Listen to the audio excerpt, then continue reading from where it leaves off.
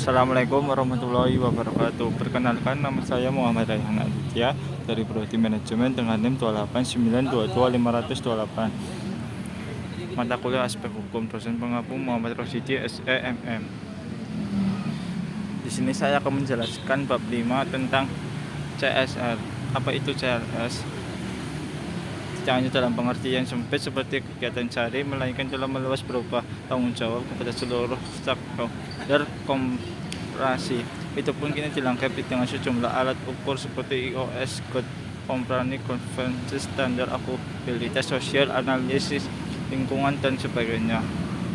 Sehingga seorang CEO dalam mengambil keputusan diharuskan menjaga keseimbangan kepentingan beragam stakeholder, tidak melalui aspek finansial. Dengan menjalankan peran etika dan sosial ini, diyakini koperasi dapat terus meningkatkan kinerjanya, profit juga diterima oleh masyarakat. CSR memang sedang menjadi tren di Indonesia. Banyak orang berbicara tentang CSR dan semuanya bagus, serta perusahaan yang melakukan company social responsibility semakin banyak, namun upaya sosialisasi harus terus dilakukan agar lebih banyak perusahaan menyadari dan memahami pentingnya. CSR memang diakui. Di satu sisi, sektor industri atau koperasi skala besar telah mampu memberikan kontribusi terhadap pertumbuhan ekonomi nasional. Nah, tetap di sisi lain, eksploitasi sumber daya alam oleh sektor industri seringkali menyebabkan terjadinya degradasi lingkungan yang parah. B. Peran negara dan koperasi. Praktek koperasi di Indonesia tampaknya tidak menganut kedua pandangan itu secara ekstrim. Masalah tanggung jawab sosial dilaksanakan secara berbarengan antara negara dan koperasi. Di samping itu, negara juga memberikan regulasi penting koperasi melaksanakan sejumlah kewajiban yang dapat dikategorikan sebagai tanggung jawab sosial.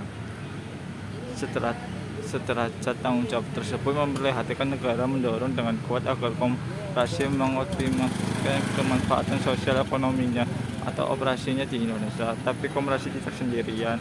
Pemerintah juga terjun langsung dalam masalah sosial ini dan dapat saling berbagi peran dan beban. Itu diwujudkan misalnya dalam program kemitraan, pembinaan usaha, dan lainnya. Pendeknya, negara dan koperasi berjalan bersama dan komisi sosial. Ada 6 kecenderungan utama yang semakin menegakkan arti penting CSR, yaitu meningkatkan kesenjangan antara kaya dan miskin. 2. Posisi negara yang semakin bicara pada rakyatnya. 3. Makin mengemukakan arti kesinambungan, makin gencarnya sorotan kritis dan reaksi dari publik, bahkan yang bersifat anti perusahaan. Tren dengan arah transparansi. Harapan bagi terwujudnya kehidupan yang lebih baik dan manusiawi pada era milenium baru. Bab 6. Wajib lapor tenaga kerja. Wajib lapor ketenagakerjaan adalah Undang-Undang Republik Indonesia Nomor 7 Tahun 1081 mengatur perusahaan atau mengurus wajib lapor kepada Menteri Ketenagakerjaan untuk setiap mendirikan, menghentikan, menjalankan kembali atau memindahkan atau membubarkan perusahaan. Laporan ini dibuat secara tertulis kepada Dirjen Pembinaan Hubungan Pemburuan dan Perlindungan Tenaga Kerja di tempat kedudukan perusahaan sebagaimana dijelaskan dalam pasal Undang-Undang Republik Indonesia Nomor 7 Tahun 1081. Usaha sosial dan usaha lainnya tidak berbentuk perusahaan diperlakukan sama dengan perusahaan apabila mempunyai pengurus yang mempekerjakan orang lain sebagai mana layaknya perusahaan mempekerjakan buruh. Selanjutnya, kesehatan, keselamatan, dan lingkungan kerja.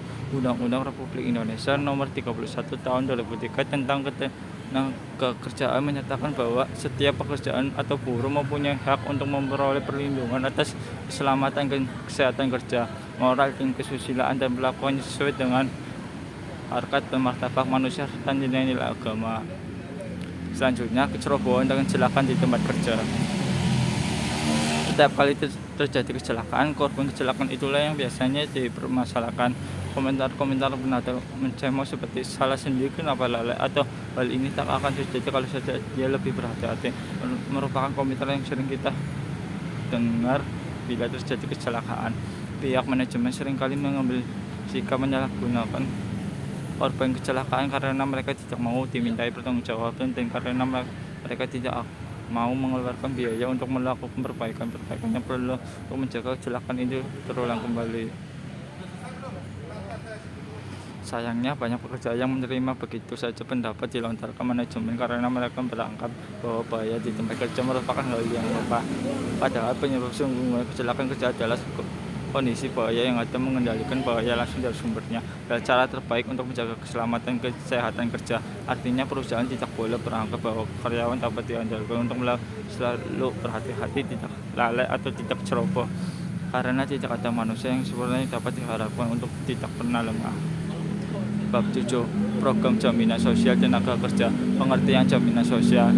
Jaminan sosial adalah program publik yang memberikan perlindungan dasar bagi pekerja guna menjaga harkat dan martabatnya dan dalam menghadapi risiko sosial ekonomi yang terjadi akibat kecelakaan kerja, hari tua, sakit, cacat, dan meninggal dunia. Jaminan sosial merupakan program yang melakukan pembinaan sendiri, self-financing, di mana pembinaan tersebut merupakan kewajiban pemerintah, pengusaha, dan pekerjaan tripartit dengan ketentuan perundangan yang berlaku. Maka setiap pihak memberi kerja yang mempekerjakan seorang harus memberikan perlindungan terhadap resiko-resiko kerjanya. Jadi perlindungan dasar atas resiko kerja yang merupakan hak bagi setiap pekerjaan. Dalam kaitan dengan pelaksanaan jaminan sosial ini terdapat 3 atau pertanggungjawaban yang berbagai tetapi sering rancu, yaitu asuransi yang merupakan skema tanggung jawab bagi pihak yang mampu dan memenuhi syarat tertentu. Dananya berasal dari pembayaran premium tanggung jawab. Bantuan sosial yaitu bantuan atau hibah bagi warga negara yang tidak mampu atau fakir miskin sumbernya dari APM atau bantuan luar negeri. Selanjutnya, filosofi jaminan sosial.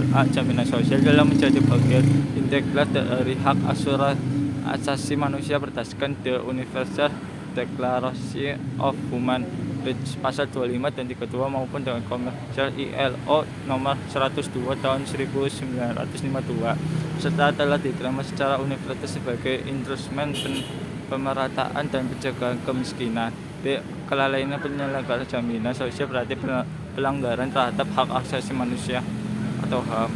C. Pasal 27 ayat 2 Undang-Undang Republik Indonesia Pasal 1045 tiap-tiap warga negara berhak atas pekerjaannya dan menghidupkan yang layak bagi kemanusiaan. D. Pasal 99 Undang-Undang Republik Indonesia Nomor 13 tahun 2003 Undang-Undang Ketenagakerjaan. Selanjutnya, pemerintah mengatur menyalurkan tanggung jawab sosial dan bantuan sosial bagi tenaga kerjaan dan keluarganya. TAP MPR nomor 4 MPR 1900 bab 4 F1C menggambarkan sistem jaminan sosial tenaga kerjaan bagi seluruh tenaga kerja untuk mendapatkan perlindungan, keamanan, dan keselamatan kerja yang memadai yang mengelola melibatkan pemerintah. Selanjutnya, prinsip dasar dan pelaksanaan jaminan sosial. A. Mengutamakan terwujudnya solidaritas sosial dan kebersamaan melalui gotong royong yang membantu yang kurang mampu, yang sehat membantu yang sakit, kelompok berisiko tinggi dibantu kelompok berisiko rendah, yang berpenghasilan tinggi membantu yang berpenghasilan rendah, dan dapat meningkatkan instrumen karena jaminan sosial hanya pada perlindungan dapat diharapkan mendorong kebutuhan perlindungan selanjutnya yang merupakan lingkup asuransi dan dana pensiun. Saat ini jaminan sosial telah diselenggarakan lebih dari 160 negara dan tergabung dalam Asosiasi Internasional Social Security Association atau disingkat ISSA.